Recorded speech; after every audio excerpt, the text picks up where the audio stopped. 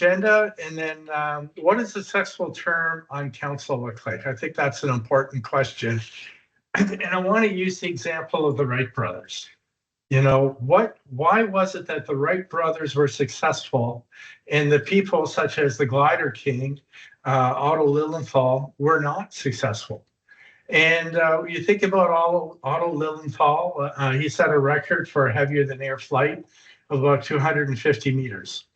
And, you know, he figured out, you know, how do we shape the wings so that the aircraft can lift up? He figured out energy. You know, today we have jet engines, but then, you know, he used a cliff.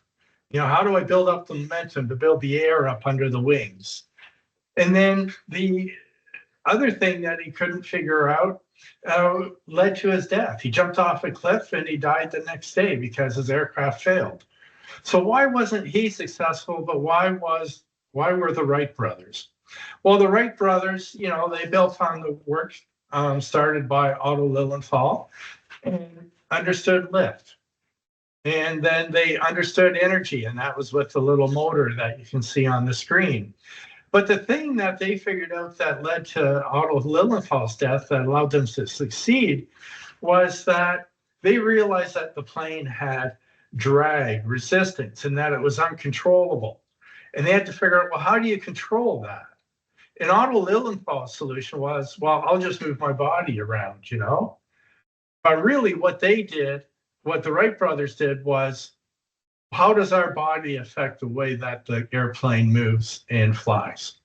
So this is a question that, you know, when you look at being on council and that you are on council, how are you affecting the way that council works? How are you affecting the governance of the municipality? Because first and foremost, a successful term is being able to get things done, and that's usually done because we have good governance. There's a lot of stories out there that of communities where things just go sideways, nothing gets done because they're focused on each other. So really, for us to be successful, how does council work together? How does council work with staff together? Because we are a team. Administration is a team with council, and council is a team with administration.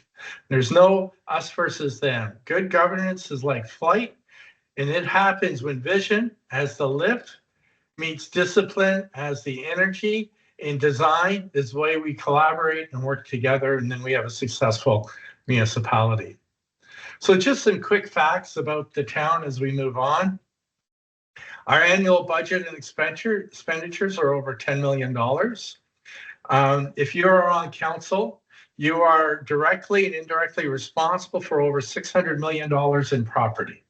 So when you make a decision, it's not just maybe around the $300,000 to $500,000 that your property is valued, but the other 599 and 900 whatever millions of dollars as well. You only have one employee, that's me. So that if you say, you know, you phone up and say, hey, you know, what about this? You know, I'll take that under advisement. And if there's a complaint about, you know, potholes and that, you know, my job is I'll phone Chris up. You know, if a resident phones you and says, hey, the grass on the park is way too long, your job is to say, hey, phone the town office and let them know so they can deal with it. But you don't talk to the works department. You don't talk to the department heads. You come and talk to me first. The other thing that's important to know, sorry, I'm still getting over a cold. There's at least two sides to every story. You're going to find out that there's 3 sides, and then that there's 4 and 5 and 6 sides. So please don't take that first blush, whatever is being said to you. This is something I struggled with when I was mayor, is people are going to talk with you, they're going to blame you, they're going to praise you about anything remotely connected with your life in Grand Bay-Westfield. I remember, you know, going to the grocery store about 20 minutes for supper to pick up a jug of milk, and it took me an hour and a half to get home. I can assure you my wife was not a happy camper. And then finally, we now have a ward system. And so that means that the first ward, the one, does anybody here live on Britain or Campbell Road or off of those? I'll say that's a no. So everybody's in the historic Ward 1, and that is really the long thing up here, going along with the river. Ward 2 is this hockey stick type of area, the blade on the stick here, which is those neighborhoods off of Britain Road and Campbell Road. Now, the province introduced regional service commissions, and this is what Regional Service Commission number 9 Fundy looks like. We are just about a small geographic area here. There's the rural district, there's Quispam, Rothesay, Hampton, St. John, of course, and Fundy St. Martin's. Now, it's important to understand who does what. So this is a bespoke table here. This is how things work in Grand Bay-Westfield.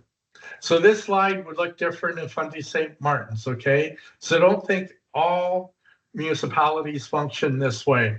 So here at the town, we're responsible for arts, culture, recreation, and parks, bylaw enforcement, fire protection, local economic development, which is different than regional economic development, our local roads and sidewalks, and that includes provincial road, which is Route 177, unfortunately. We do our own planning and zoning. There's property taxation. So if you're elected to council, you're going to determine what the tax burden is for your neighbors. And then finally, water and wastewater are things that we do. The Fundy Regional Service Commission, they do community development, and that covers, the mandate is fairly broad, and that can include, I think it includes homelessness. I get confused between community and social. They do regional economic development, which here is an Envision St. John, public safety collaboration, regional strategy and coordination, regional transportation, regional facilities, the social mandate, which I think that one's homelessness, solid waste at Crane Mountain, which everybody is familiar with, and then tourism, which is also done by Envision St. John. And then, of course, there's the things that you think about with the province and federal government, respectively. But these two columns here, they will look different when you look at compare, say, to Fundy St. Martin's, or if you're talking to your friend in another part of the province, okay? Now, why does this matter? Why is it important that we understand what we can and cannot do? Because we can only make decisions within our sandbox. You know, we have a sandbox. I can assure you that I do push the edges of that sometimes in my interactions with the province, in the federal government. But at the end of the day, we stay in our sandbox. So we don't do stuff outside. We can advocate, like for the new school, but at the end of the day, that's a provincial decision. It's not a municipal decision. So if we understand what our sandbox is, that's going to lead to what a successful term will be. And it allows us to spend money prudently, and will ensure that our residents are not misinformed about what we can and cannot do. Any questions about this so far? Okay, so we'll just look at some of the overviews of what council does and how does it work, okay? So if you're on council, you have one vote, but if you're, say you're at Foodland and somebody says, hey, you know, we really need a ball field, say, you know what, yeah, I'm gonna authorize that. Council doesn't work like that, okay? You can only talk about things that council has authorized, you know, or tell to someone and say, yes, council has said that we're going to be doing this. Here in Grand Bay-Westfield, the mayor only votes if there is a tie, and that person is not able to make commitments. So Mayor Merrifield right now is not able to make commitments on our behalf. So if she does that, then, I'll be bringing it to your attention and saying, and to her, that that's not something we can do. Also here, if the mayor wishes to debate, then she has to vacate the chair, and that's kind of comical sometimes. After everybody votes and say the decision is 4-3, you have to support the motion. You can't go out to the media, or you can't go to Tim Hortons at the mall there and say, oh, my colleagues are, I don't know what they're thinking. It's such a poor decision. You say, yeah, we support, it's a we. There's no I in council. It's a we. We voted for it. And here's the reasons why. And here's what we're going to be watching for as our decision moves forward. Okay. And then finally, we follow Robert's Rules of Order. And Robert's Rules of Order is not that complicated. It's really about how do we ensure that we have productive, constructive decisions, okay? So this ensures that every member has a right to speak. Nobody dominates. So if you've spoken once, you have to wait until everybody else has had an opportunity to talk. And if you're a shy person, you may be called out by the mayor to say, is there anything you want to do to contribute to the discussion? And at which time you can either speak up or you just say, no, thank you, not right now, okay? Finally, disagreement isn't about the issue, it's about the issue. It's not about the person. So if for an example, you'd come up to me and say, John, I really struggle with the way you framed this bylaw. I've identified issue A, issue B, issue C. Can you do something to address that? That's perfectly fine. If you come up to me and say, John, you're a stupid idiot, that's unacceptable. That is just poor behavior. Okay, that's not the way that we get things done. Council meetings aren't meant to be marathons. I hadn't even started as chair yet when I became mayor, and the CAO approached me and said, we can't handle these meetings that go to 1 and 2 o'clock in the morning. And my jaw hit the table because I thought, well, what do you mean meetings are going that late? So you know what? We worked on the agenda, and as chair, I had a fairly firm hand and limited discussion, and I didn't allow some people to indulge themselves. And it got to the point, this is in Saskatchewan, so there's a time zone difference, that if we weren't out in time for Monday Night Football, guys were getting upset. It was an all-male council, so that's why I said guys.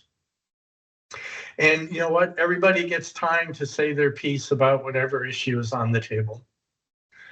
Vote shouldn't be surprises. So when you come to the table, you're not going to be wondering, well, what am I going to vote about on this request to borrow money? Because at the bottom of each report, it clearly states, here's administration's recommendation, and then here's the motion. So for an example, the recommendation may be that council support the request for a loan because we have to replace a tandem truck. And then the motion will say that the council of the town of Grand Bay-Westfield authorize administration to purchase a truck. You go, yes. So then on the absurd side, the count, there's issue on the table, and you have a report for it that says, you know what, we should spend $5 million to install a new water treatment system. And just for background, we don't have the money for that. We don't even have grants for that.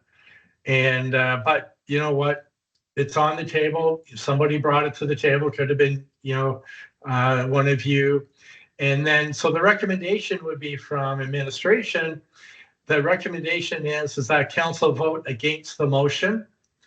And then the resolution is that the council of the Grand Bay-Westfield authorize administration to borrow $5 million. You vote no to that. Because with Robert's Rules of Order, there's only positive resolutions. So that's why everything will be positive. So you know what, it's a yes or a no. So that's why there's a recommendation and a resolution. I hope that's not making the waters more muddy. Any questions about that? Okay. Council's role, this is just at a high level. What's the vision? What's the mission? Or mission or purpose, and then policy. There's a number of tools to get things done, and you can see where the line is. And then management, service delivery comes within the CAO's role. So what does that look like in greater detail? Because at the end of the day, council governs, administration manages through the CAO. So vision. Your job is to determine what Grand Bay-Westfield is to be today and in the future. And so you look at, we do a strategic plan. What's the vision? What's the purpose or mission? What are the values? Your value is going to guide how we do business. If your value is that we want to be, we don't want to be helpful to our residents, then that means then we won't answer phones and respond to emails and stuff, right?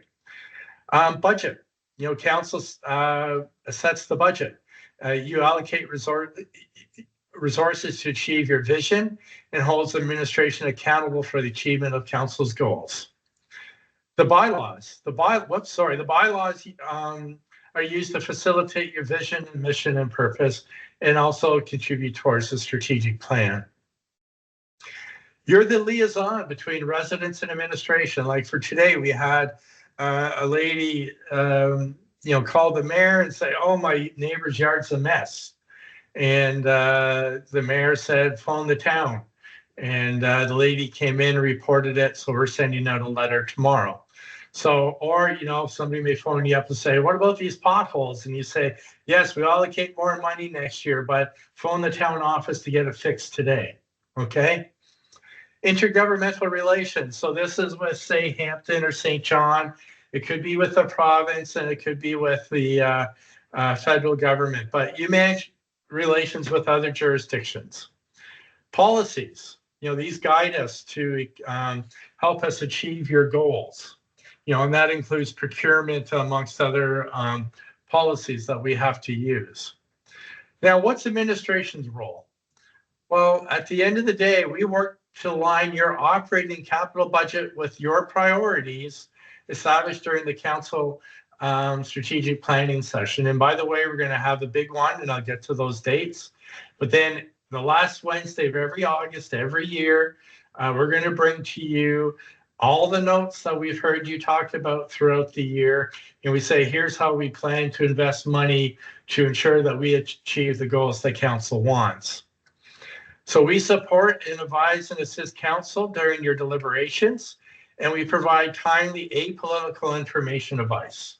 So I may help council navigate a thorny issue with the public. I may help the mayor work with a minister on moving an issue forward, but I will not help. I'm going to pick on Ms. Crowley here. I will not help her get elected. I will not help her manage something that's going on in her neighborhood. There's a difference between the councillor and the individual. So for an example, if one of your questions tonight is, John, what's the biggest political issue facing town? I'm going to respectfully decline to answer, because I'm going to share with you the issues that we're trying to manage now. I do not want to come back to the mayor or council or to me that I'm providing you with political advice about what you campaign on. I am apolitical, okay? And so are the department heads. We're responsible for implementing the budget, bylaws, and policies of council, and that's where your values come in on how we do it. Now, deliver services at the level set by council. Say you come to me and you say, John, you know what, we have to reduce the tax burden on our residents. And I'm going to come back to you with some suggestions. And you know what, right now, we plow roads once there's 4 inches of snow on the road. If we want to reduce our snow control budget, we won't do it until there's 8 inches of snow, because we're going to go out a lot less often. Or you know what, we're spending too much time and money cutting grass. Well, right now for soccer, we cut it about 1.75 inches. We'll wait till it becomes 3 inches long. That's a level of service because we're either doing stuff more or less frequently, okay? We always work to advance your strategic plan, or that's your agenda for your entire term while you're on council. And then, of course, we sustainably maintain the town's infrastructure, enhance the quality of life, and facilitate the economic success of residents and businesses. Okay, we just covered a lot of stuff. Are there any questions? Okay, super. So what's the context that we have to work within? I don't have a job description. I have a bylaw. And that's the authority that council delegates to me to be able to get things done. And I'll give you an example of what that looks like. For an example, I can shut down streets. Council can say, no, we don't want John just to be able to shut down streets. We want to do it.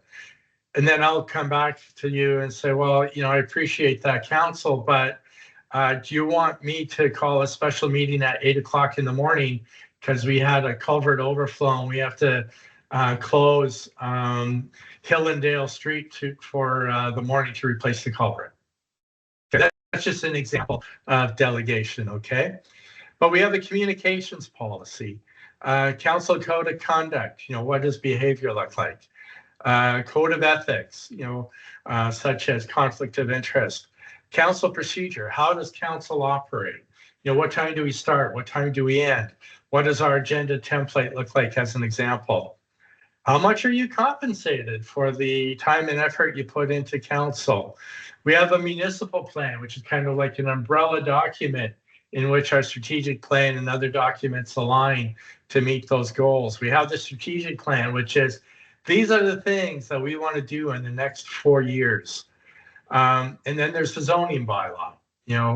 What does a nuisance yard look like, and how far back from the road should new buildings be, are examples. But the province also tells us how we're going to operate, and they do that through the acts and regulations. And there's a number of them that we have to follow. So there's the Community Planning Act. So our zoning bylaw has to comply with that.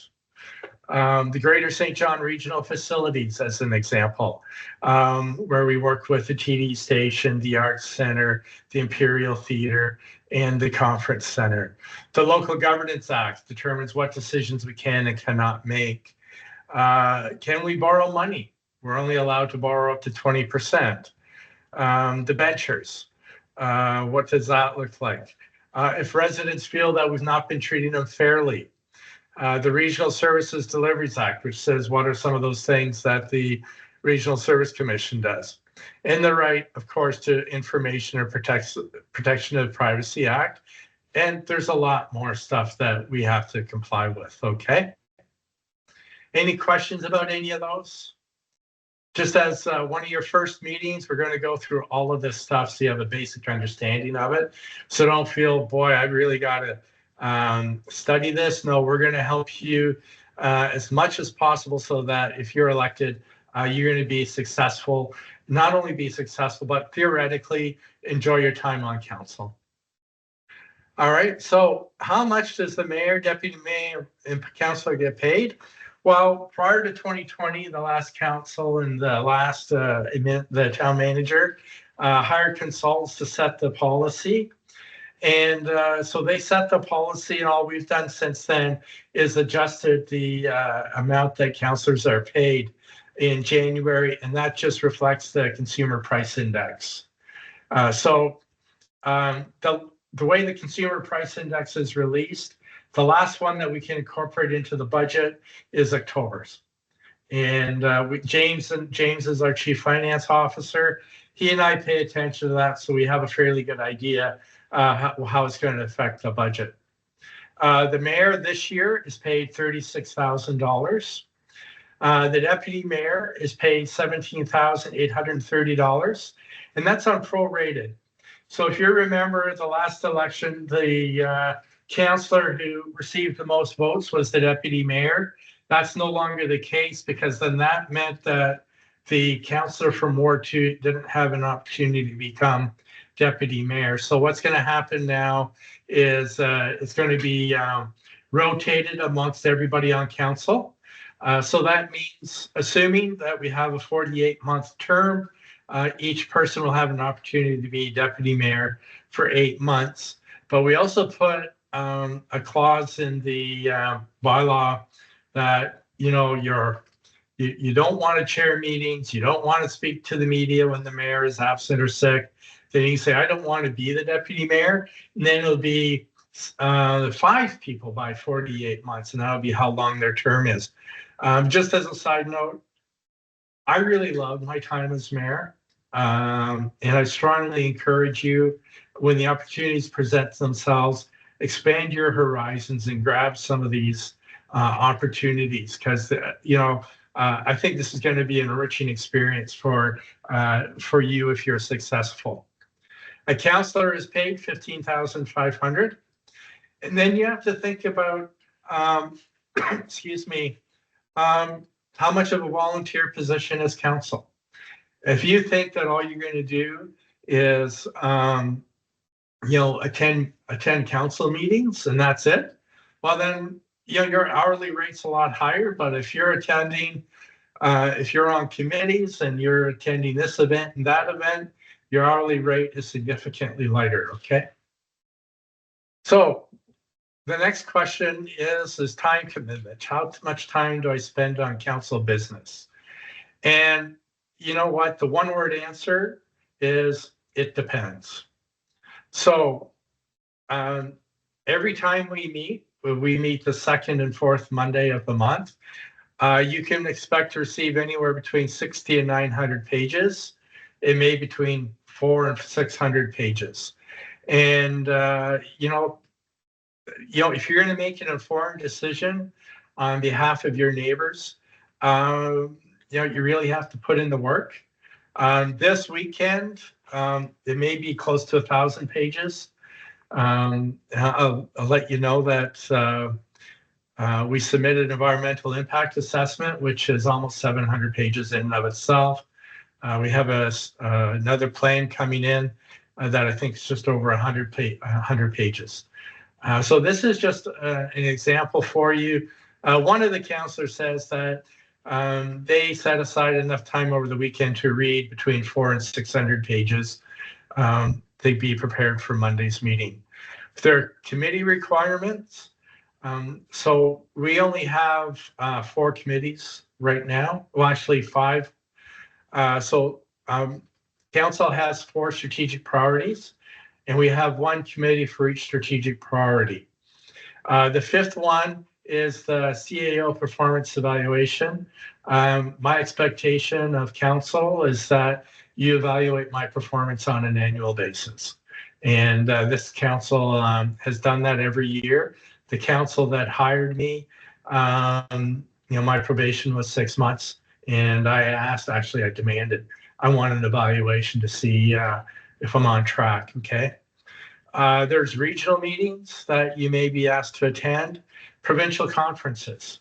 Highly encourage you that if there's a UNB event that you attend, you meet people from other jurisdictions. Hey, how do they do things? You know, we're struggling with this. Do you guys experience that? And sometimes, you know, you just want to brag about how well things are going, or you may want to join a lot of other people and just, oh my God, I can't believe I got into this. There's this and this and this, and I'm feeling overwhelmed, okay? So I really encourage you to attend those provincial conferences. They're I found them very valuable. And then, of course, there's professional development opportunities as well, community involvement, social media engagement. But we have a communications policy for you.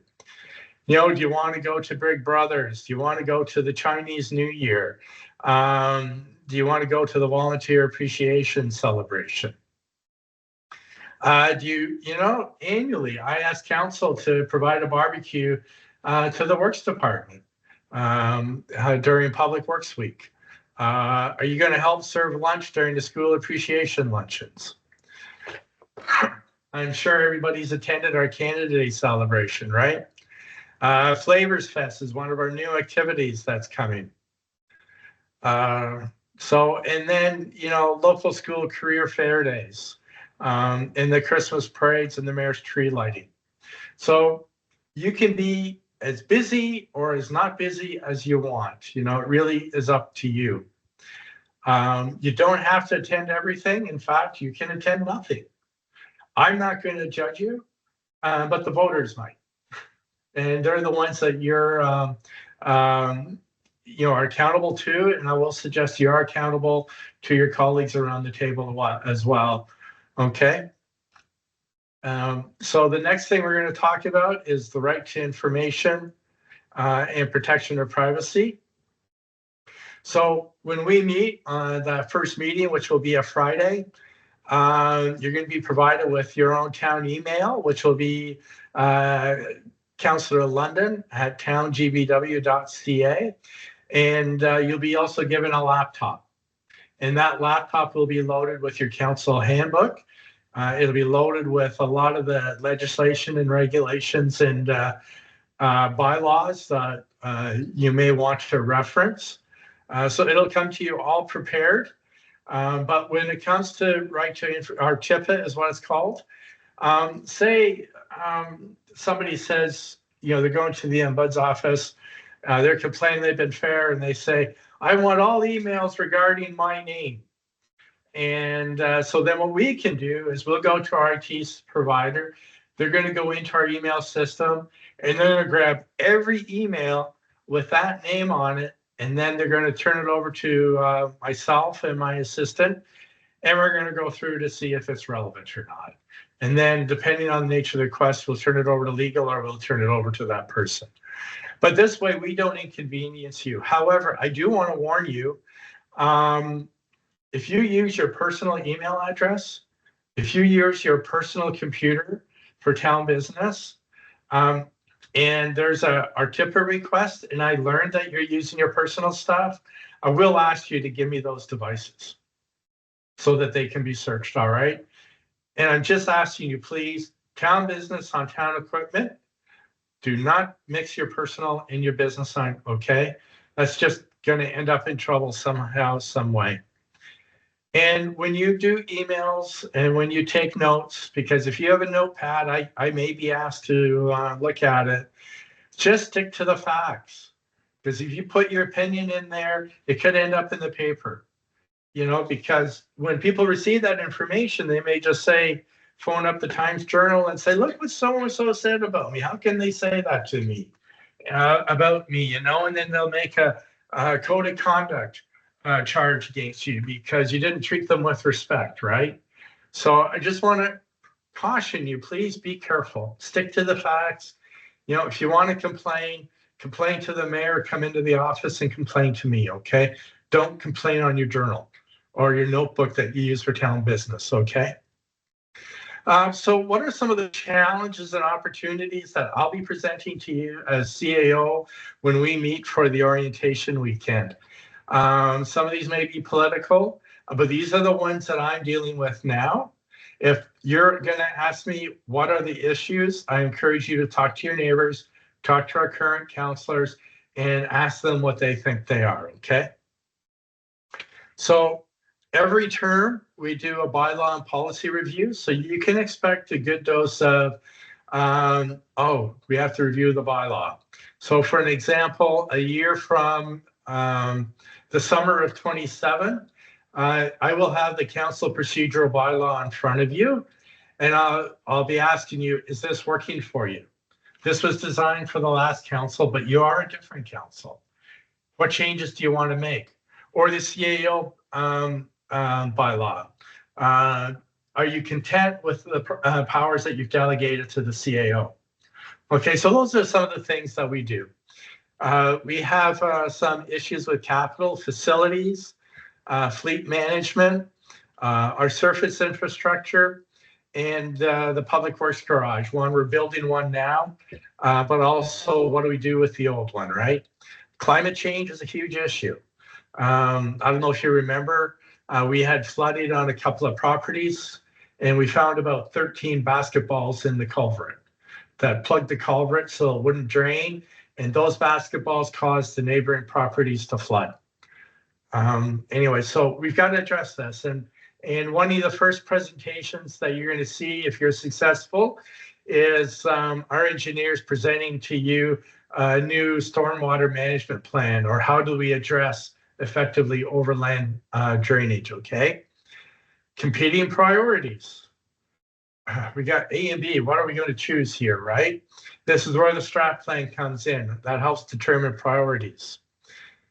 The Fundy Regional Service Commission. These are challenges and opportunities, working with them. Growth. Somebody said they're interested in growth. I think that may have been you, Marla. Infrastructure costs, property tax reform. How are we going to deal with that? Public expectations. If you want to go for a beer sometime, let me know. I can tell you some stories. Right now, the Regional Service Commission is being reviewed, and the report's supposed to be handed in by the end of the month, is my understanding. And then revenue sustainability or limited tax base. We have revenue problems here. So this is why the tax burden is what it is. And then there's leadership in relation to the Fundy Regional Service Commission. So the mayor sits on the board, and she's quite often a conflict of interest. You have to represent your community, but you're expected to take a regional perspective and uphold expectations as a director of the RSC. So what the mayor does is she comes back, and if there's a difficult decision, she'll say, here's what's going on in the region. However, here's how it affects us. Crane Mountain landfill, if you remember that discussion in the community a few years ago, she voted according to the direction of council. Okay. So that's some of the challenges that comes with the region. And then, how are things affected across the region? And then we have to be aware of what's happening in Fundy St. Martin's or the rural district as an example, okay? So you're kind of inundated with this. Nobody's dropped off the call, so I'm assuming you're still interested. So what's next? So swearing in will be June 10th at the first council meeting, and it's nothing major. I think that's a Wednesday. Right now, the plan is we're going to meet at Unity Park, and we're going to swear you in there, and then we'll take some council photos, and then we'll go from there. So we have a problem. And when I say we, I'm going to include the province here. Cam, maybe you want to turn me off for a while because I may not be very kind here. Sorry. So last year during the budget, I did a lot of work to plan your council orientation if you're successful, because we need a budget money. We have to find consultants, and then we have to lock in dates. And then in December, we plan our meetings. And the council orientation is June 12th through 15th. The 15th is a Monday, and that's if we need it. And then I just heard about a month ago that the province wants to do an orientation. They're thinking of doing it on June the 13th. So if you're elected, I'm probably going to ask for a conference call like this, or if you want to come in, and we'll have to figure out when are we going to do council orientation. Because it's a bit of a problem. But I'm also inclined that I'm going to recommend that we skip the provincial one and do ours. Ours is a Friday, Saturday, Sunday, possibly Monday. It's a lot more comprehensive than the provinces. And it's specific to Grand Bay-Westfield. And it's not the first time that I've done this as well. Okay, and I'll go into the agenda next. August 26th, please plan on taking that day off. And that'll be an annual day off that you take. And that's where we look at the strategic plan and budget alignment. So that's where we take all the strategic priorities. That's where we've talked about, we've taken your comments during meetings or directions, and we plug them into the budget to see how can we get things done for council. And then we're going to ask you, are we on track? And for an example, we may come in and tell you, if you want to do everything that you said in the strategic plan, and you want to do everything that you said in council meetings, that means that the tax burden or the amount of property tax people is going to pay is 10%. Are you comfortable with that? If I'm the councillor or the mayor, I'm going to say, well, no, I'm not. I don't want to pay 10%. John and James, our CFO, we want you to work with the team, and we want to bring it down to 4%. So that's what our job is. And that's going to be based on the priorities that you establish. Then we're going to come back to you in September. Okay, we've taken this buffet, we've moved things around. Are you happy with this? Well, no, what about this priority? So that's the bit of the budget process.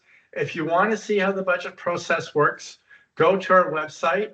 James and I did about a 45-minute YouTube on our budget process. So you can see how we pull it together. The process starts in May and it ends with council approval in November, and then GMB, believe it or not, approval in December, okay? Then meetings are the 2nd and 4th, and then council may cancel meetings. Canceled a lot of them this year. Everybody's kind of tired. And the workload has been lighter than other years. Any questions about any of this so far? Or expectations on your time? So, you know, council is not a money-making proposition. So when we ask you to take time off of work, you get a per diem. I can assure you it's not a lot of money, but there's also the monthly remuneration to equal 15,500, or if you're the deputy mayor, that extra little bonus, okay? So what's on the agenda? Well, we're gonna go around the room and just let you know, going around the room, we're going to be meeting at Envision St. John in the boardroom on the 16th floor. It's an awesome view. You can see Grand Bay-Westfield from the boardroom. And going around, introduce yourself. There's going to be myself. Troy, the deputy CAO and fire chief, will be there, as will the other department heads and the assistant treasurer, because this is a team effort. And, you know, we're working together to understand what you want. So then what we do is Nicole and I will be watching the campaign. And usually people do a campaign platform. We're going to take that, and you know what? If you don't mind saving us some work, can you email us your platform? And then what we do is we're going to break it down into themes. We're likely going to see if it aligns with the current strat plan or not. And then bring that everybody's platform, including those that weren't elected, okay? And we're going to say, here's the common stuff that's going on with everybody who ran for council. We're going to start off with the commonalities, because you know what? Just focusing on those is 4 years worth of work. We had one outlier the last general election. It was zero-based budgeting. That person wasn't elected. But at the end of the day, if we have a good campaign, most people are going to be somewhat similar, and that's our job. We want to listen to you, and so when you go into the that meeting with us on the Friday, you're going to hear all the common stuff. We will talk about the differences, but the focus is going to be on the commonalities, because that's a lot of work just to do that. Okay. We'll talk about Robert's Rules of Order. Oh, sorry, before I talk about that, we did a strategic planning session in November with in both Ward 1 and Ward 2. Consultants came in. We went through a number of sessions with residents, and we have a What We Heard document that we'll be presenting at the council orientation session in June. We'll go through Robert's Rules of Order. It's really basic. How do we just have constructive meetings, right? That's all we want. How can we be constructive and productive? A lot of time on governance, what makes for a good meeting. A corporate overview, that's going to be exhaustive. You're going to hear from me, from every department head. We have a lot of regular vendors like engineering, IT, legal, and you're going to hear about them, the service they provide. things like that. We're going to go back to governance again. What does that look like? Oh, under corporate review, I also do a mind map. And I take all the issues that are around town. I've got them structured according to the current strat plan. I'll probably incorporate some of the campaign stuff into this. And the mind map is the more times you see a thing, the more important it is. So it just lists the issues. We'll spend all day Sunday on strategic planning. And at the end of that day, we're going to have a mock council meeting, okay? So everything you've learned, you'll be somewhat informed. And then we get that mock council meeting out. So when we have our first sit down in the chambers, it's not your actual first meeting. You kind of know what to expect and what's going on. Okay? Any questions about that? Okay. I warned you that, I warned you that I was a mayor prior to becoming a CAO. And I basically learned things under two headings, just work within my sandbox. That's it. And I encourage you, if there's a provincial issue, great, but don't drag it into the council chambers, okay? Focus on the fundamentals. I hate to say this, but everybody wants to do something sexy. We need a new pool, we need a new rink. Those are great. But first we have to make sure that, we're fixing the potholes on time, that we're fixing the worst part of the roads, okay? Or that the sewage is working. You have to think about the whole community, not just your neighborhood and not just about your pet project. Most important lesson I learned was from the MLA where I was mayor: manage expectations. Don't promise the moon, or don't say, no, we can't do anything. Just be reasonable, okay? And good design matters. It matters everything from having a good facility, or for an example, hey, you know what? We want to reduce the speed limit on River Valley Road or Narrapus Road. And that's awesome. And I'm going to ask you, how are we going to enforce it? And then if you're like most new councilors, you say, well, what do you mean, how are we going to enforce it? The RCMP. Well, yeah, but they're also doing lots of other things. Is this a meaningful change, or is it just going to be a sign stuck there that means nothing to people? And signs that mean nothing erode the authority of council and erodes their trust in you, that you're doing something that is sexy but not meaningful, okay? Leadership, build relationships. Be respectful in disagreement. Okay, listen to the angry constituents. Yeah, I've made some notes. I'm going to bring it to the council table, okay? Or, yeah, I understand you're upset that the culvert was blocked. I'll talk to John, the CAO, and hopefully he can have a team there today, if not tomorrow, okay? Use your political capital carefully. How are you going to spend it? Are you going to spend it on the important stuff or on the frivolous stuff? Speak truth in kindness. Okay, the person, may be unreasonable, but speak to them kindly. You know what? Your learning curve is going to be about 89 degrees. Okay, so just continuously learn and be visionary. Think about what can be, what can we do, what may we make happen. Okay, so those are the things that I learned as mayor. And then finally, I just want to say that good governance is like chocolate. If you look at a piece of chocolate, it has about up to 800 chemical elements in it. You throw in the vanilla, the butter, the sugar, and stuff like that. And but when you start out with it, it's nothing. It becomes only chocolate when the elements are brought together: cocoa, sugar, cocoa butter, milk, vanilla, and other things. And by mixing them together, they become chocolate instead of remaining something different that can taste bitter. So what we want to do is mix these things carefully and give it time so the chocolate becomes smooth, rich, and deeply satisfying. Governance is the same.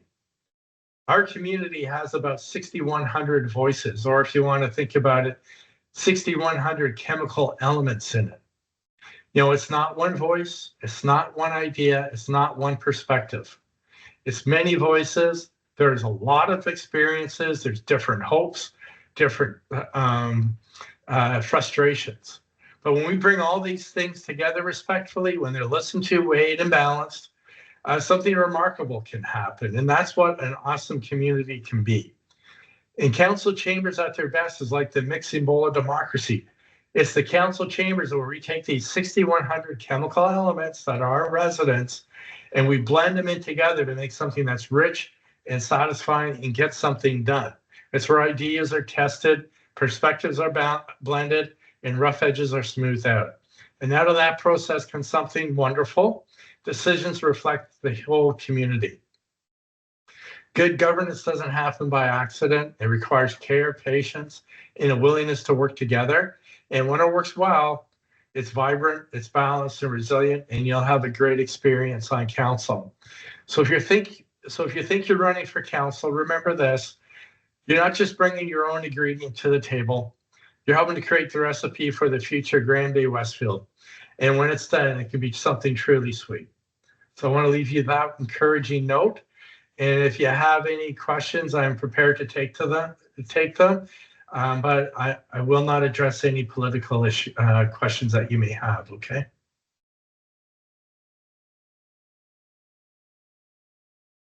Don't everybody rush to the hand to raise it for questions.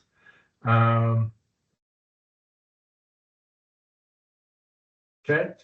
All right. So just a reminder, tomorrow, Nicole will be sending you an email, and it's going to have 4 different attachments to it, okay? There's going to be 3 documents from Elections New Brunswick. She's going to have one on, correct me if I'm wrong here, Kim, the financial rules, how do you qualify to be a candidate? And then we have the nomination form for you, unless you already have yours filled out. And then finally, the Union of Municipalities of New Brunswick, UMNB, worked with the Government of New Brunswick and the Francophonie Association and the Administrators Association to prepare a guide for candidates. And so you can look for those things in your inbox tomorrow, okay? And if there aren't any other questions, I'm going to turn it over to Kim. Thank you, Kim, for letting me inflict this on you. And I'll turn it over to you. And if you think of questions by the time, you can share yours now, Kim. And if you think of any questions for me when Kim finishes and you're finished talking with her, I'll be here to answer your questions. Thank you very much, John. I assume everyone's seeing my screen now. So I want to thank John and the town of Grand Bay-Westfield for inviting me to be part of this evening's presentation to you. So John has gone over what is involved in once you become a counselor, but if he hasn't scared you off too much with everything involved in becoming a counselor, I'm going to tell you about how to become a candidate. This is intended to be a sort of a general overview of some of the high points, but we do have a lot more information on our Elections New Brunswick website. So that's electionsnb.ca. There's a candidate nomination kit that you can download that has some of those things that John, I think, is going to forward to you tomorrow, including nomination papers, but also a lot of other information for candidates. And that can also be found on our website under the drop-down menu under candidates. So we have other candidate info there, but also the nomination kit that you can download. So I do encourage you to go to that website at any time to get some additional information. There we go. So first thing we'll start off with is some of the obvious things as to what are the candidate eligibility for local government candidates. So to run for mayor or councillor, first of all, you have to be eligible to be an elector in the election. So that means you have to be 18 years of age on or before election day and be a Canadian citizen. And based on all of your introductions, I don't think the next one is that it's going to be a challenge for any of you.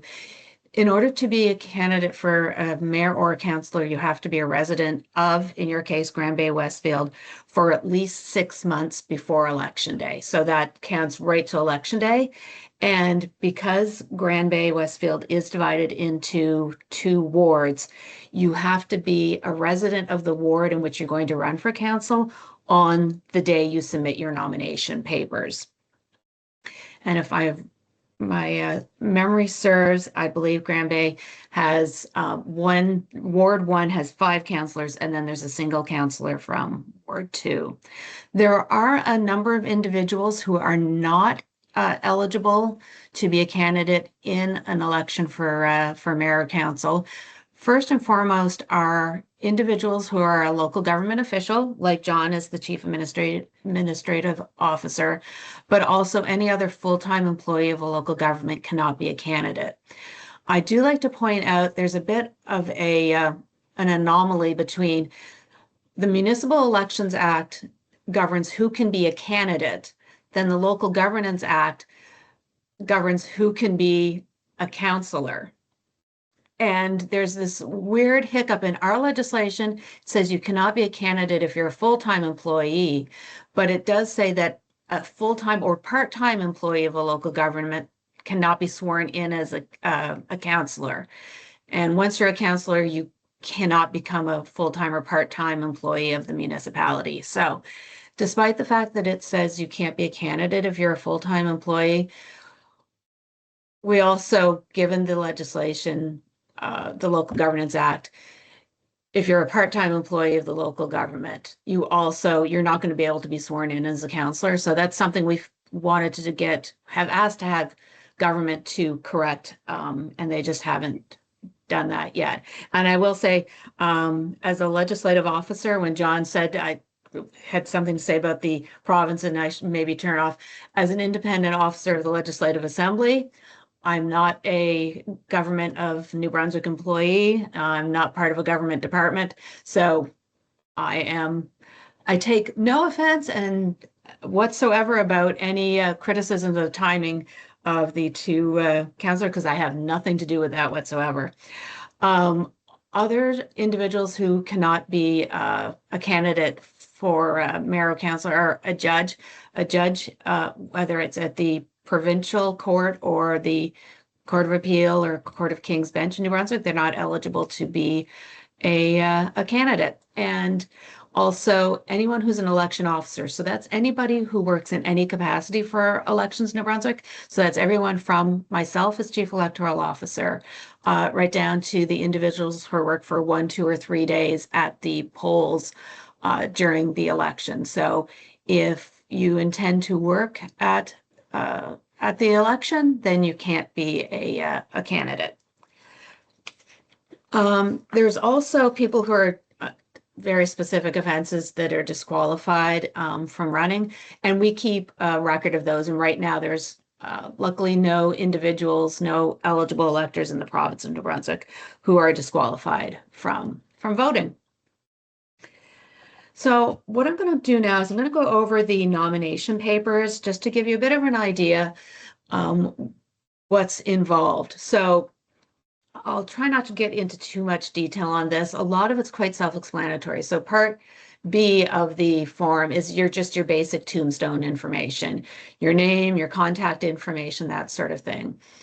But I like to point out part C is an additional piece that has to be completed where you indicate your name as you want it to appear on the ballot once those are printed. So you can use an abbreviation or even a nickname. So I like to say in the first part of the form, I like to use myself as an example. When I'm filling out part B, I would likely put down my name as Kimberly Ann Poffenroth because that's my full legal name. But if I was going to put my name on the ballot, I would probably use Kim Poffenroth because that's the name that most people know me by. So whatever you put in that part C on the form, that's what the returning officer is going to enter into our system, and that's what will show up on our website, but also on the ballot. You're also, if you want to have a nickname in brackets, this is the place where you include that. So once again, there's sort of the typical example. Some of you might remember some MLAs from the early 2000s. From the Miramichi, we had Michael Tanker Malley, so that appeared on the ballot. Another individual from, I believe it's the Moncton area, he went by Pepsi Landry, so that would have appeared on the ballot in brackets. But something you can't put on the ballot is any sort of academic, professional, or honorary title, or an abbreviation of any of those. Those are not permitted on the ballot under our legislation. So, for example, a doctor can't put that on, a PN, a professional engineer can't put PN on the ballot with their name to appear on the ballot. So just a few things like that to keep in mind. If someone does include one of those things that's not entitled to be on the ballot, the returning officer will let you know, and we'll just strike it out so that it doesn't appear. We also provide an opportunity for candidates to provide us with some optional contact information for electors to be able to find out more information about you. This is something that we don't do during a provincial election because, for the most part, political parties are very proactive in getting information out about our candidates. But one of the more common complaints we get during municipal elections is from the public is that I don't know who these candidates are. I don't know where to find any information. So a number of years ago, for municipal elections, we added this portion to the nomination papers. It's completely optional, but it allows you, if you have an email or a phone number that you want people to be able to reach out to you at, I wouldn't necessarily probably recommend the phone number because I don't know that you want to be getting phone calls from everyone, but you can provide a Facebook page if you've established one for your campaign. If you have a campaign website, if you provide Elections New Brunswick with that on your nomination papers, then that will go on our website with a link to that information. If you provide an email or a phone number, people will also be able to contact you at that. And I do encourage, even though it's optional information, I do encourage you to provide some information there so that the electorate has an opportunity to learn more information about you and so that they can make an informed decision. Like I said, campaign Facebook pages are some of the more common and popular options that candidates in the recent past have used. There's also a portion of the paper where we require the signed witness consent of the candidate, of yourself, to the nomination, because you don't have to, a candidate doesn't have to submit the nomination paper themselves in person. It can be submitted by another person on their behalf, an agent.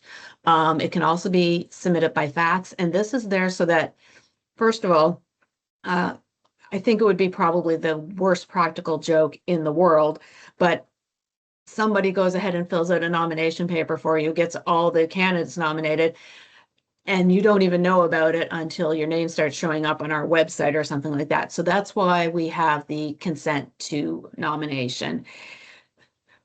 And so it's important that that be completed by yourself and witnessed. I'm going to skip to part G first because this is the most important part, and part F is related to this. So part G is the nominators. So in order to be validly nominated at the election, you require the signature of 10 nominators to support your candidacy. There have to be at least 10 electors, and they have to be individuals who are qualified to vote for you in the election. So where if you're running for mayor, it can be anyone who is a resident of Grand Bay-Westfield, who is, once again, 18 years of age, a Canadian citizen, and has resided in the province for at least 40 days as of election day, and who will live in the municipality on election day. If you're running as a ward councillor, then the individual has to be resident in the ward that you're running as a candidate on the day, on election day. So this does mean all of these things are tied to election day. So someone who is 17 when they nominate you, as long as they're going to turn 18 on or before election day, then they're qualified to be a nominator. Similarly, in terms of their residency in the province or in the municipality or in the ward, it's all based on election day. So somebody might only have lived in the province for 35 days when they sign your nomination paper, as long as they're going to be a resident of New Brunswick for 40 days as of election day, then that's a valid nomination, a valid nominator. A couple of things. We do get these questions. They may seem obvious, but we do get these questions during every election. So number one, you cannot witness your own signature. So those nominators, they have to sign it, but then there has to be a witness to the nominator's signature as well. That witness to the nominator's signature does not need to be a eligible elector themselves, but they do have to be present and witness the nominator sign the paper. It can be the candidate themselves. You can be your own witness to the nominator's signature. It can be a family or a family member, a friend who you've asked to do this for you, or just another person. And as I said, they don't have to be an eligible elector to witness the nominator's signature. So if you have your 15 or 16-year-old son or granddaughter that's helping collect signatures for you, they can witness that signature for you. It's really important that even though you need at least 10 signatures, what we do recommend is that you get a few extra signatures, because one of the things the returning officer is going to do when they review your nomination papers is they're going to confirm that all of your nominators are eligible electors in your contest. And sometimes what happens, and it's completely inadvertently, you'll go to a house, you'll get a couple of people's signatures to nominate you from that house, and it turns out that one of them doesn't actually live in that house. Their address, as it turns out, is maybe in the other ward, or they're from just outside Grand Bay-Westfield.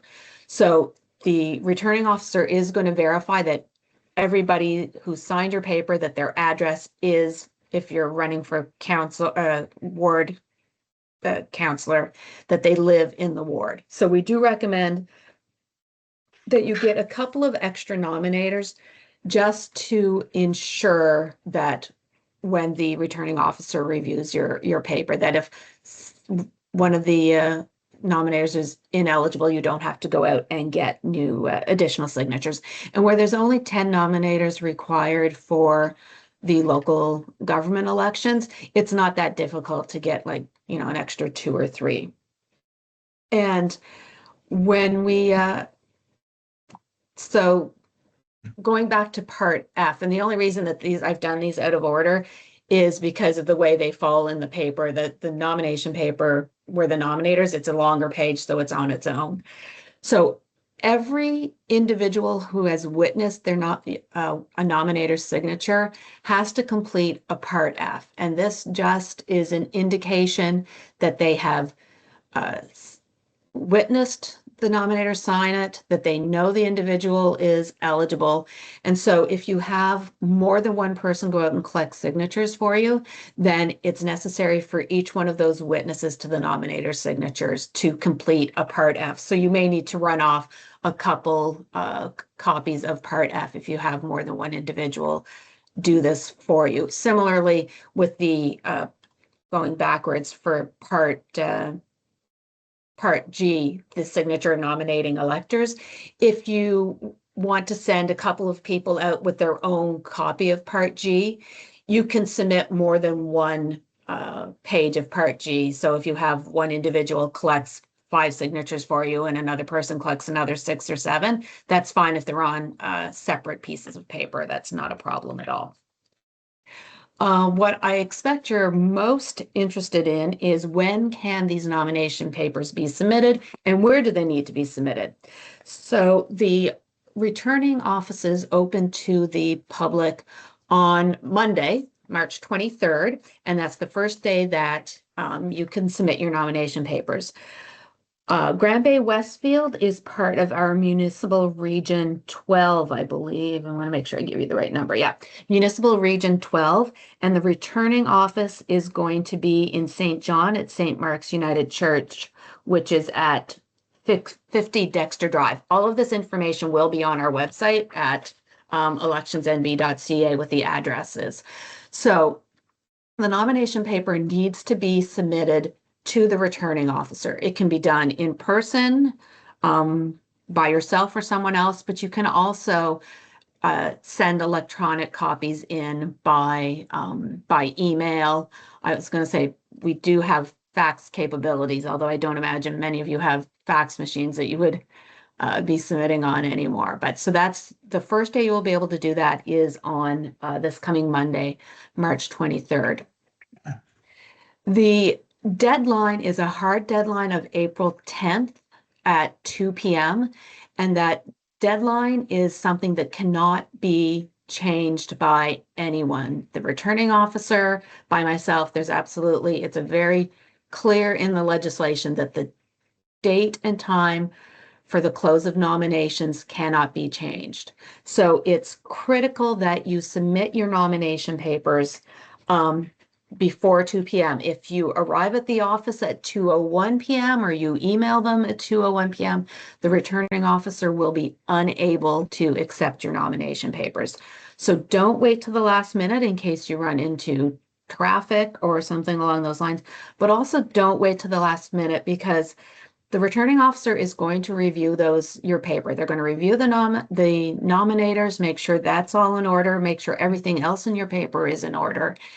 And if you submit your nomination paper before 2 p.m., but it's so close that if there's an irregularity or something that needs to be corrected in your paper, if that can't be corrected before 2 p.m. and resubmitted to the returning office, it cannot be accepted. We need a complete, correct nomination paper submitted to the returning officer by 2 p.m. on April 10th. So that's why one of the reasons why we do recommend getting those additional nominators in case there's, one or two of them aren't actually eligible, then you'll still have enough nominators, but also not waiting to the last minute because you do need to make any corrections. If those corrections cannot be made and submitted to the returning officer before that 2 p.m. deadline, the returning officer will have to reject your nomination paper. So once you are duly the returning officer has reviewed your nomination paper and gives you there's essentially a little paper, a slip that indicates you have been duly nominated, then you'll be eligible to access the list of electors for campaign purposes.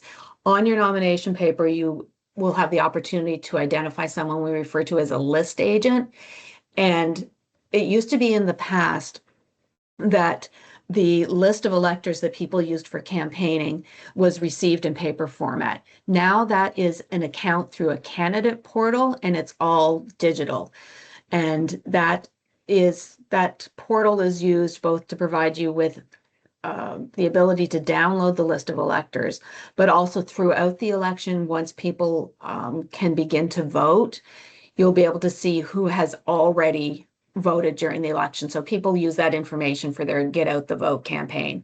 So there'll be the returning officer will go over this in detail with you, how to set up the account. It doesn't need to be yourself. You can be your own list agent to receive that information, but if you want to delegate that responsibility to someone else to go into the portal, download the list of electors, and then on a daily basis, you can go in and download an up-to-date list on who has already voted once voting starts in office. And I'll talk about the schedule for those things in a few minutes.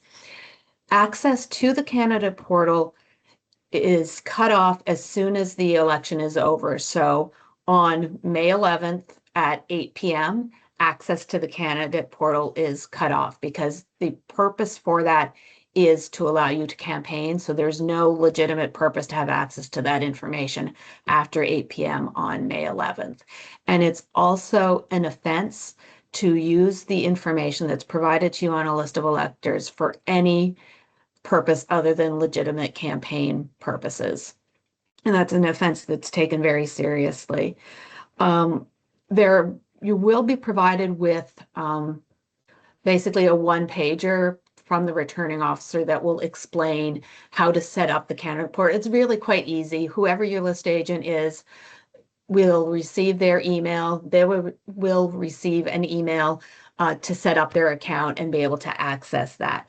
And then there's also, in addition to the one pager, there's an instructional video on our website at electionsnb.ca under the information for candidates on how to use the candidate portal. So whether it's yourself or somebody else is going to be doing that for you, if you need a refresher on how to use it, it's just a simple, about a 2 or 3 minute video on how to access it and set up your information. The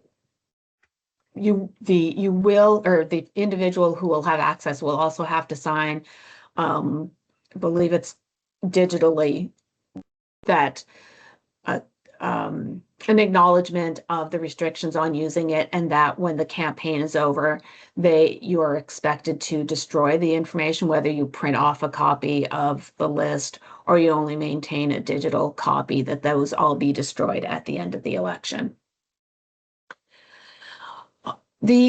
So with regard to campaign rules and signage, they're not as extensive as they are for a provincial campaign, for example. So currently there are no campaign spending limits. There's no limits on who can make donations to your campaign. But there's also individuals who make donations to the campaign of a candidate in a municipal election don't receive a tax receipt. So if you're familiar with the financing scheme that we have for provincial parties and provincial candidates, when you make a donation to a provincial party, you're entitled to a tax receipt for that. That doesn't exist for donations to candidates for municipal elections. There are some rules around disclosure requirements for election signs. So anything that's printed, including election signs, posters, flyers, any other kind of printed material, it has to include the name and address of the printer and publisher on the face of the document. We know now our legislation is relatively old and hasn't been updated to deal with the more modern realities of campaigning. So we know that people now can quite cheaply produce their own campaign material in a lot of instances on their own. And we understand that with privacy concerns, people may not want to put their actual address on their campaign material. So if it is a case where a candidate is printing/publishing their own campaign material, then as long as you put on it just prepared by or printed by the candidate, or include your name printed by John Doe, then that'll be sufficient. The reason in the past that the name and address of the printer and publisher was required was that if Elections New Brunswick, if there was some sort of complaint and Elections New Brunswick needed to follow up, that gave us the contact information so we knew who was responsible for that material. Where people are publishing their own material, we have your name and address from your nomination paper. So if there's an issue, we can contact you that way. In terms of where you can put campaign materials, you cannot put them within 30 meters of a polling station on advance or ordinary polls.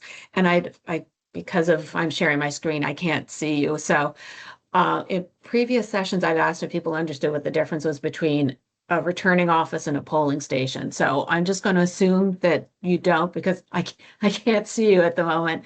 So a returning office is the office that's set up by Elections New Brunswick. We have 18 of them across the province that administer the election for a region. And they're set up for the entire period of the election. They're responsible. That's where candidates go to submit nomination papers. It's a place where people can go to vote during the election.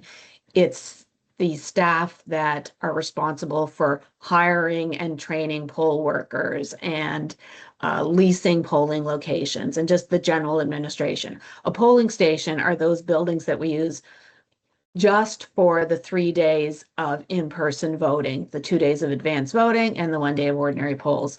So you cannot put your campaign materials within 30 meters of one of those polls. There's also a restriction on advertising that is permitted on Election Day, May 11th, and the Sunday prior on May 10th.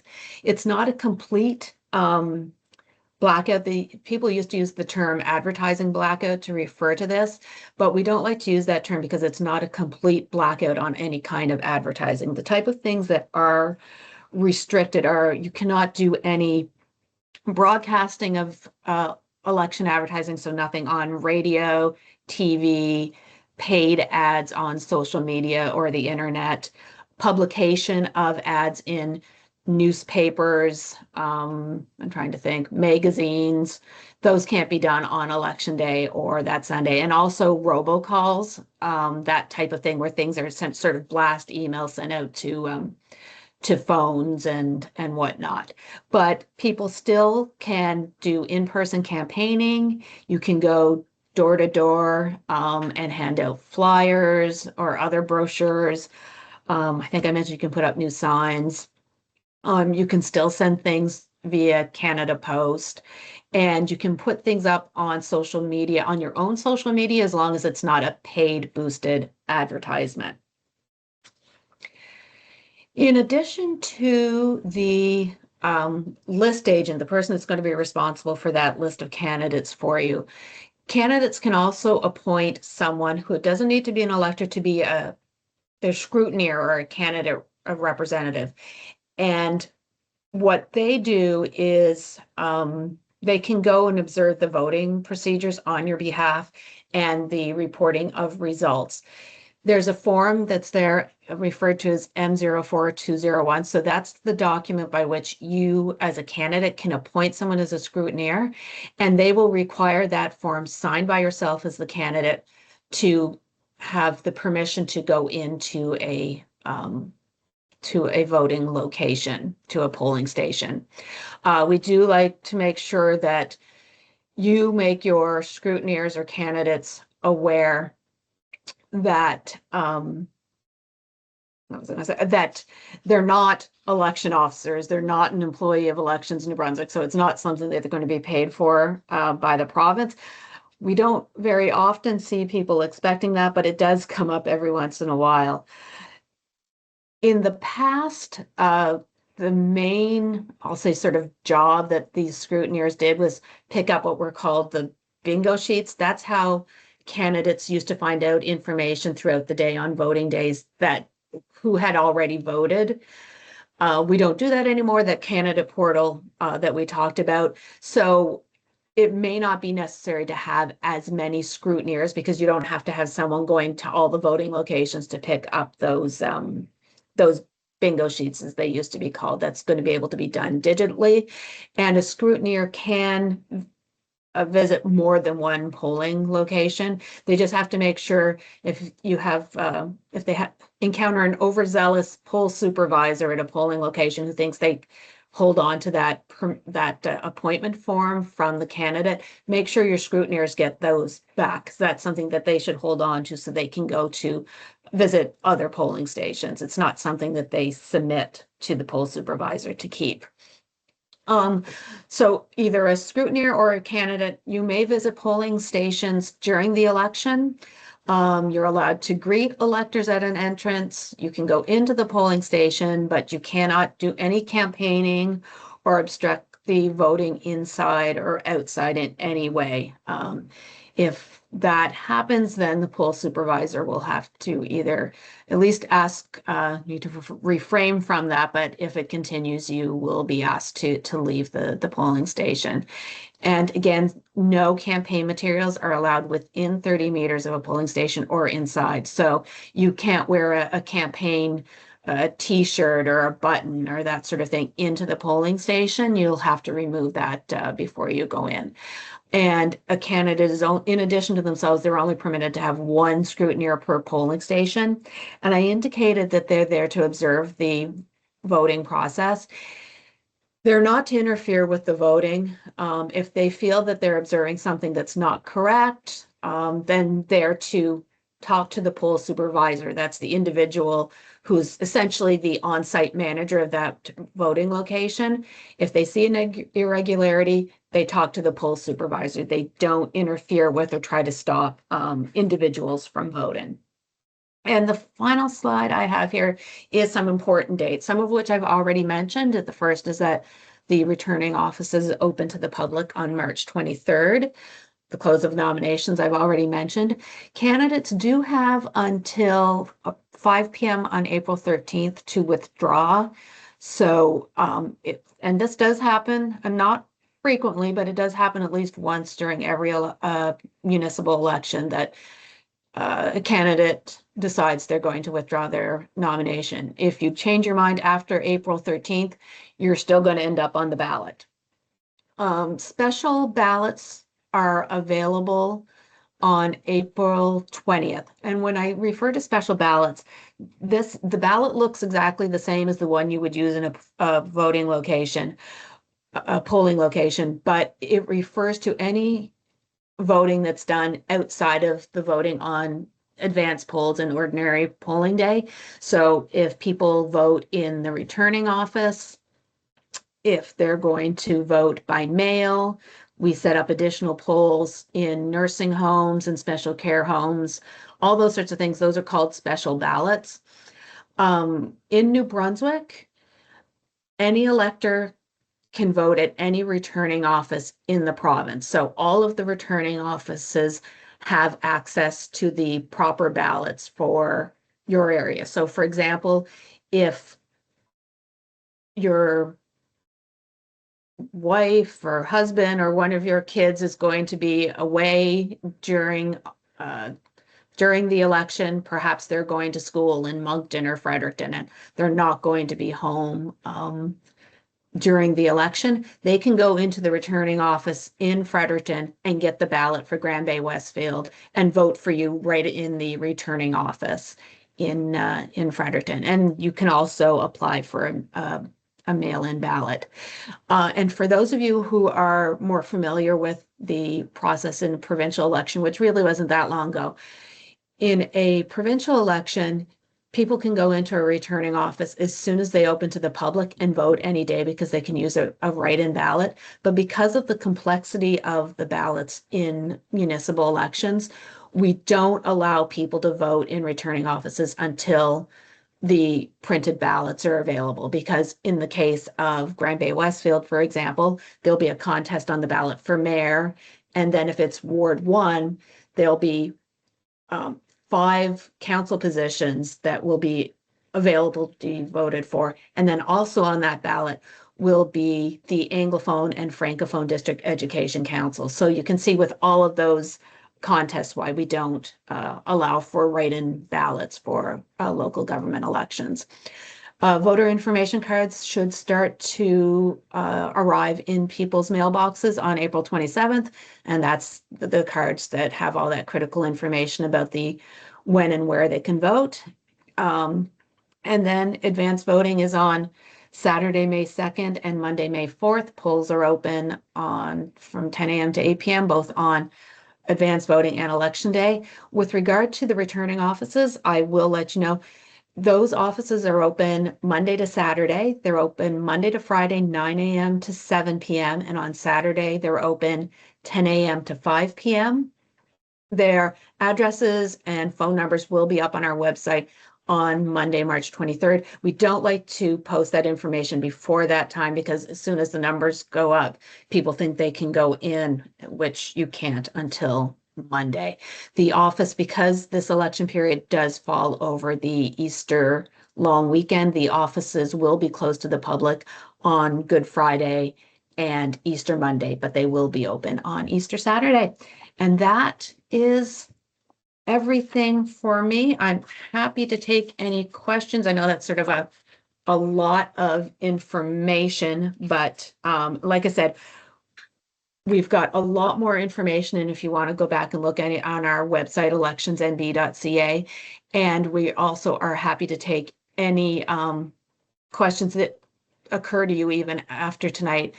We have email address info@electionsnb.ca, and our phone number is 1-888-858-VOTE. That will be the head office number. The number for our returning offices will be up on Monday.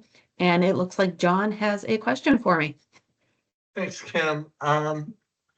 It's great that we have election day, but people aren't actually confirmed as being successful until what date? In terms of the declaration. Yeah. So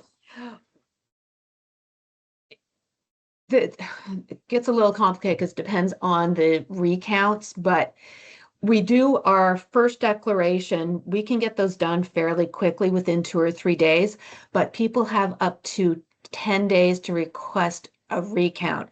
So if there's less than 25 vote difference between the last person elected and the next, so particularly in Ward 1, where there are 5 candidates. So let's say you could even have candidates 6 and 7 that might be eligible to apply for a recount. So they have up to 10 days after May 11th to apply for a recount. We do the day after the election, head office will send out to any returning office where there is the possibility of a recount, that information, and we encourage them to reach out to the candidates who could apply for a recount to do that as soon as possible, because that first recount is done by the returning officer themselves. After that, there's also then the possibility under certain circumstances for a judicial recount, which is another 10 days after the recount is done that an individual has to apply. So if somebody were to go right to the final deadline for each of those, it would take us to May 31st before the last deadline for a recount. Now, if there's no recounts in that first 10 days, then there's no possibility of a judicial recount. You can't go for a judicial recount before the returning officer recount.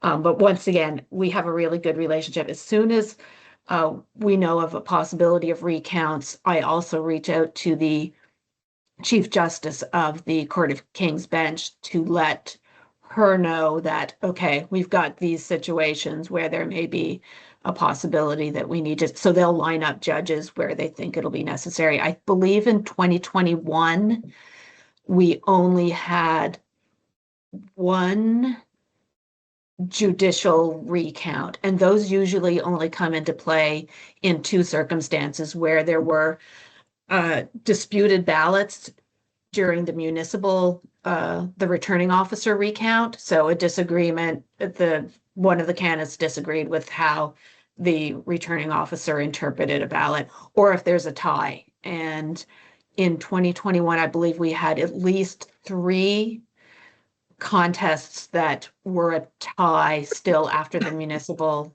returning officer did their recount, and one of those went to a judicial recount. So it could be as late as, well, May 31st is the latest a judicial recount could be requested, and then the judge has a certain number of days. But once again, they're very efficient about getting those done because they know municipal councils are waiting for that final declaration to finalize or to swear in their council. Thank you, Kim. Any other questions? I forgot something, Kim, if that's all right. I really want to thank you for coming tonight.